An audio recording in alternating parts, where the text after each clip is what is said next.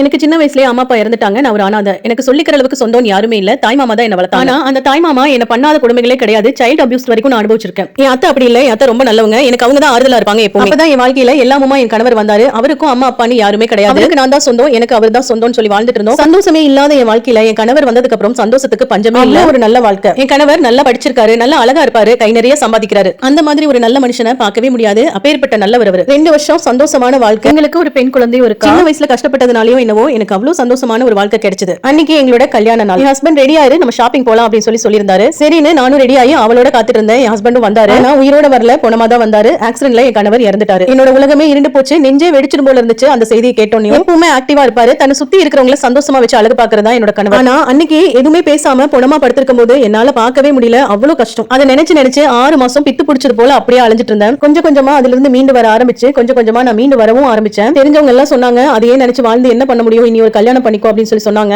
ஆனா என்னோட அன்பான கணவர் இருந்த இடத்துல வேற யாரையும் எனக்கு வச்சு பார்க்க மனசு இல்ல. அவரை நினைச்சிட்டே வாழ்றதுதான் அவருக்கு நான் செய்யற கைமாறா இருக்கும்னு இன்னைக்கும் அவரை நினைச்சிட்டே நான் வாழ்ந்துட்டு இருக்கேன். இப்போ என்னோட வயசு 25, 23ல இந்த சம்பவம் நடந்துச்சு. நானும் என் கணவரும் தான் அப்பா அம்மா இல்லாத அனாதையா இருந்தோம். ஆனா என் குழந்தைக்கு இந்த நிலைமை வரும் நான் நினைச்சு கூட பார்க்கல. அவளுக்கும் இப்ப அப்பா இல்லாம போயிட்டாரு. அவதான் என் உலகம், அவதான் எனக்கு எல்லாமே. என்னோட 25 வயசு வாழ்நாள்ல 2 வருஷம் தான் நான் சந்தோஷமா இருந்தேன். மீதி எல்லாமே கஷ்டங்கள் நிறைந்த வாழ்க்கை தான். இந்த நிலைமை யாருக்குமே வரக்கூடாது. இதே நம்ம இன்ஸ்டா ஃபாலோவர்ஸோட ஒரு ஸ்டோரி அவங்க எனக்கு பர்சனலா அனுப்பிச்சுட்டு வீடியோல சொல்லுங்கன்னு சொன்னாங்க. அவங்களுக்கு நீங்க என்ன சொல்ல விரும்புறீங்க அப்படிங்கறத கமெண்ட்ல சொல்லுங்க.